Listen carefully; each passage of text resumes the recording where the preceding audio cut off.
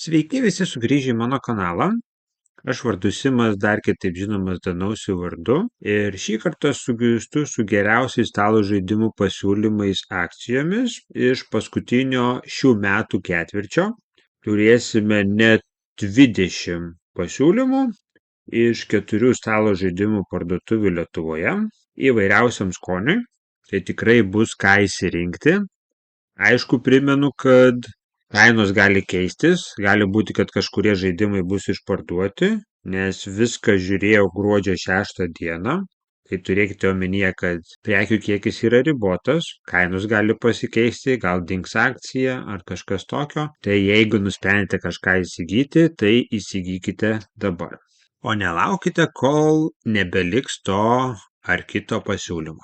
Tai pirmoji rekomendacija būtų Harry Potter Unmasked the Death Eaters vakarėlių tipo žaidimas iš Usapoly publisherio, kuris dabar kainuoja 21 eurą vietoj 36.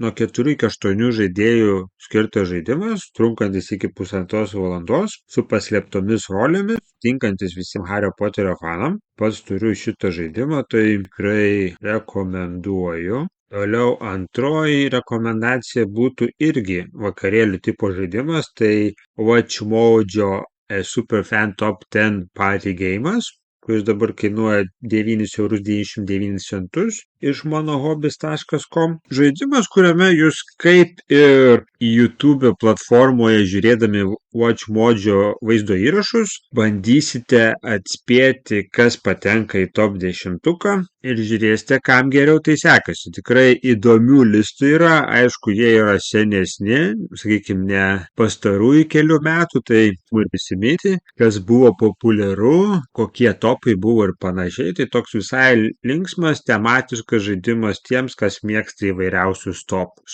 Toliau trečioji rekomendacija būtų Finspan žaidimas, kuris dabar kainuoja 39 eurus myplas.lt parduotuvėje. Puikus žaidimas ne tik visų žuvų ar jūros gyvūnų fanams, bet tiesiog žaidėjams, kuriems patinka jungti kortas tarpusavyje, dėti tam tikrose zonose, pasidaryti savo mini varikliuką, kitaip sakant. Trukmė irgi nėra ilga, iki 1 valandos. Žaidimas nereikalauja anglų kalbos žinių, reikia tik simboliką, ką kur reiškia, tai tikrai tiks visai šeimai. Toliau dar vienas toks irgi lengvesnio tipo žaidimas, tai Winter Kingdom iš monohobis.com, kuris dabar kainuoja 29,99 eurus. Tai tikrai man yra geresnis negu Kingdom Builderis, ne tik savo išvaizdą, bet ir kaip visa tai vyksta, man tai yra tikras upgrade'as. Aišku, neturi jis expansionų, netiek daug įsiplečia kaip Kingdom Builderis, bet kas nori turėti tiesiog stand-alone žaidimą be expansionų, tai manau vienas iš geriausių sprendimų visai šeimai, tikrai už gerą kainą. Toliau sekanti rekomendacija būtų kooperacinių žaidimų mėgėjams ir tiems, kas žino Pandemiką, tai tų pačių kūrėjų žaidimas Daybreak, kuris yra skirtas nuo 1 iki 4 žaidėjų, trunka iki 2 valandų. Kaip ir minėjau, bendradarbiavimo žaidimas apie klimato kaitos veiksnius. Jūs tenksitės visi kaip komanda sumažinti taršą, padidinti atsinaujinančios energijos išteklius, gamybą ir panašiai. Tai tikrai tematiškas, gražus žaidimas su komponentais, kurie yra draugiški aplinkai ir kaina visai gera, dabar tik 44 eurai.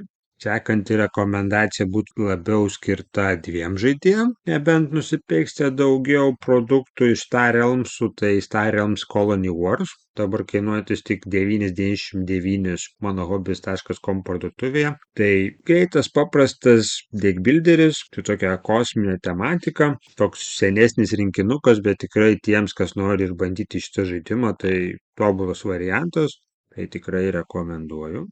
Tik vienas vienetas liko GameRoom.lt Kingsburg 3 editiono, kuris dabar kainuoja tik 35 eurus. Yra klasika, sugrįžusi naujų formatų ir ta nuo 2 iki 5 žaidėjų. Žaidimas gali trukti iki 2 valandų.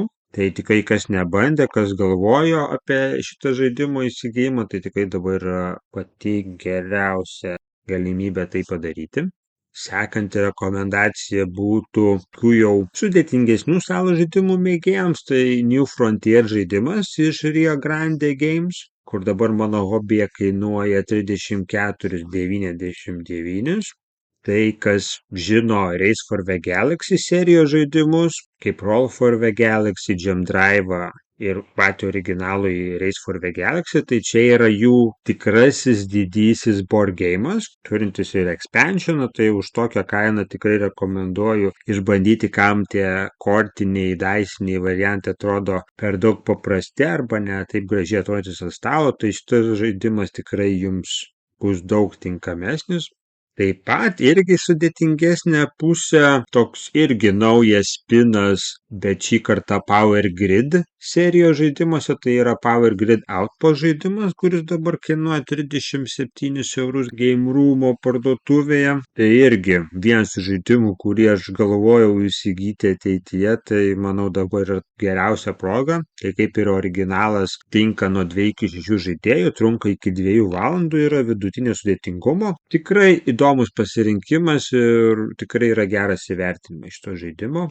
O kita rekomendacija tokia jau kitokia, labiau lenktynių mašinų fanam, tai Joyride Survival of the Fastest, kuris dabar kainuoja 40 eurų. Tai čia toks, kaip sakant, Mad Max tipo žaidimas, kuriame jūs ir naudosite savo automobilius, juos tobulinsite, bandysite būti geriausi žaidime, įvairiausiose trasose. Tikrai įdomus komponentai, įdomus žaidimo stilius, tai tiem, kam patinka koks hitas iš pastarųjų metų žaidimų, tai čia bus jau kitoks, gilesnis experience'as, tai tikrai rekomenduoju. Kas labiau nori kooperatyvo, tai 75 eurus kainuoja Descent Legends of the Dark žaidimas, staložaidimai.eu parduotuvėje. Tai viena iš geresnių istorijų visiems fantasy mėgėjam, dungeon crawler mėgėjam, tai tikrai rekomenduoju. Ir dar va toks irgi įdomus pasiūlymas, man atrodo, čia irgi yra kooperacinis žaidimas, kiek pamenu iš Renegade Game Studios, tai G.I. Joe Mission Critical Kickstarter All-In Bundle. Labai įdomu, kodėl visas šitas bundlas kainuoja 45 eurus vietoj 145. Tai tikrai gerai žinoma žaidimų serija, kam patinka šita tema, kas nori tokio tipo tematinio žaidimo, kooperacinio žaidimo, kurį galima žaisti ir vienam, tai tikrai super pasiūlymas. Dar vienas sudėtingesnių žaidimų mėgėjam, tai mano hobbies.com parduotuvėje Evacuation žaidimas dabar kainuoja tik 29,99. Tai superinis žaidimas iš Vladimir Suchi. Pats jį turiu. Aišku, sudėtingas, universalus savo player count'u, tai tikrai rekomenduoju. Aišku, žaidimas su daugiau žaidėjų gali užtrukti ilgiau, bet tikrai ta tema atrodo logiška, playstylas irgi, tai tikrai įdomus challenge'as. Sužaidus vieną kartą norisi žaisti šitą žaidimą ir daugiau. Kitas toks irgi strateginis žaidimas iš Garfield Game Studios, irgi darytas Renegade Games'u, yra Raiders of the North Sea, kuris dabar kainuoja tik 34 eurus. Tai mane patį labai domina šitos serijos žaidimai, nesvarbu ar ten būtų raiderių, ar architektų, viscountų ir taip toliau, ten jie turi visko daug, gerai įvertintas žaidimas nuo 2 iki 4 žaidėjų, trunkantis iki 80 minučių. Puikia proga pasvarsyti, ar jau pats laikas turėti pirmąjį žaidimą iš Garfield'ų, bet tarkime su Aperių žaidimu man jokių svarstymų daryti nereikia, nes pats jį turiu, pats jį mėgstu ir dabar jis kainuoja tik 45 eurus. Tai superinis worker placement žaidimas iš Stonemaier Games'ų. Nuo 1 iki 5 žaidėjų trunkantis iki 90 minučių, turintis labai gerą expansioną, tai tikrai rekomenduoju. O Gloomhaven Second Edition su stalo žaidimai.eu, kuris dabar kainuoja 149 eurus, tai vėl labiau tinkamesnis kooperacinių dungeon crawlerių fanams, tai super atnaujinta versija, ištaisytos klaidos, pagerintas dizainas, viskas vienoje dėžėje, tai tikrai geriausia jo versija ir tikrai rekomenduoju tiem, kas nebandė, kas gali surinkti dedikuotą grupę ir žaidimą žaisti ilgai ir turėsite tikrai superinį experience. O žaidimas Undaunted Battle of Britain iš Osprey Games Game Room'e dabar kainuoja tik 27 eurus, tai karinių žaidimų, tematinių žaidimų fanams tai tikrai yra superinis variantas, kurį galima žaisti dviese, trunka iki valandos su superinėmis oro kovomis tarp Britanijos ir Vokietijos pajėgų antro pasaulinio karo metais. Pats turiu šios serijos žaidimų, visi yra geri, tai tikrai rekomenduoju. O šis Game Room'o pasiūlymas stebino, kad dabar net už 89 eurus galima įsigyti Inventions Evolution of Ideas Kickstarter editioną. Tai viena iš naujausių Vitalo Serdo žaidimų. Tikrai gerai vertintas žaidimas. Net toks sudėtingas kaip On Marsas. Kas nori išbandyti Vitalo Serdo žaidimus, tai manau yra tobula proga tai padaryti, nes už tokią kainą tikrai negausite nei vieno jo didžiojo žaidimo iš Eagle Gryphon Games, tai super pasiūlymas. Pats šito žaidimo neturiu ir dabar tikrai svarstau įsigyti, nes matau, turi tikrai daugiau negu vieną vienetą, tai imkite kol galima, kaip sakant. O tokiems agresyvių žaidimų mėgėjams tai Kemeto naujausia versija Blood and Sand iš myplas.lt už 50 eurų yra tikrai geras pasirinkimas. Nesvarbu, kad žaidimas yra vokiškas, bet bus pridėtos angliškos taisyklės. Komponentai visi yra be teksto, tai jokio trukdžio nebus. Labai gerai vertintas, toks labiau vidutinio į sudėtingesnę pusę žaidimas, trunkantis ir 3 valandas iš tikrųjų, tai reikia pasiruošti tam. Legendinis Kemetas vėl sugrįžta, tai tikrai rekomenduoju. Ir paskutinė rekomendacija iš GameRoom.lt šį kartą, tai Lakrimoso žaidimas, kuris kainuoja dabar tik 35 eurus ir yra vienas vienintelis vienetas, superinė kaina, tikrai gerai įvertintas žaidimas.